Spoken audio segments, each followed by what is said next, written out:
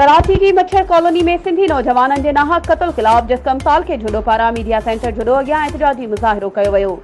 इन मौक़े ते सहाफ़ियुनि सां ॻाल्हाईंदे ताल के जुडो जे सदर देशी न्याज़ खोसो, मदन लाल सिंधी, डॉक्टर सैफ रिंद, देशी वसीम रिंद, ताराचंद सिंधी, ईश्वर लाल, कामरेड नईम ऐं ॿियनि चयो त कराची जी मच्छर कॉलोनी जे नौजवाननि जो क़त्ल रियासती नाअहली जो वाज़िह सबूत आहे।